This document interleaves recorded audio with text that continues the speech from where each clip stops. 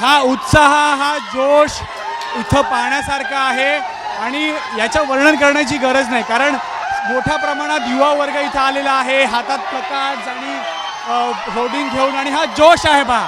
हे क्रिकेट प्रेमी आहेत, हे मुंबईकर आहेत आणि हे मुंबईचा युवा आहे जो मोठ्या संख्येत आज या मैदानात विजयी टीम इंडियाचं स्वागत करण्यासाठी पोहोचले.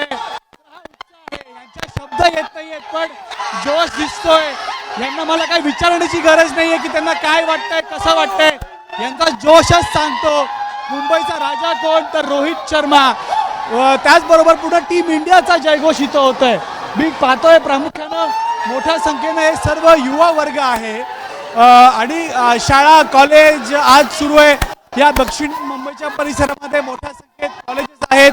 तर या कॉलेजमध्ये शिकणारे लोक विद्यार्थी इथं आलेत आणि कोणाला कसलीही फिक्र नाहीये. सर्व जात आहेत. आज निशुल्क प्रवेश इथं आहे. स्टेडियममध्ये जिथं जागा मिळेल तिथं जाण्याचा यांचा प्रयत्न आहे. हा उत्साह आहे या सर्वांचा. आपण पाहता किधर से आहे आप लोग, कुठून आला? बोलणार नाही, हे फक्त आज किंचाळणार आहेत, इंडिया इंडिया करणार आहेत. मी यांना प्रश्न विचारला, प्रश्नाचं उत्तर मिळणार नाही. कसं वाटतं इकडे येऊन? बघा, प्रश्नाला उत्तर नाहीये, फक्त हे चिअर, हा जोश आहे.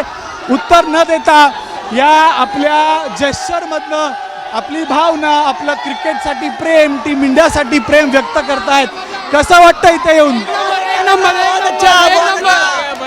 किधर से आए हो? रोहित शर्मा से आए हो?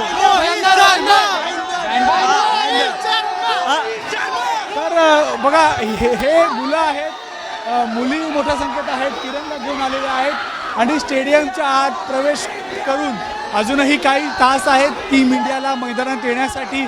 जवळपास 2 ते 2.5 तास अजून टीम इंडिया इथं येणार नाही आहे, पण त्या आधीच हे सर्वजण इथं पोहोचले आहेत आणि या स्टेडियमच्या आत जाण्याचा यांचा प्रयत्न आहे.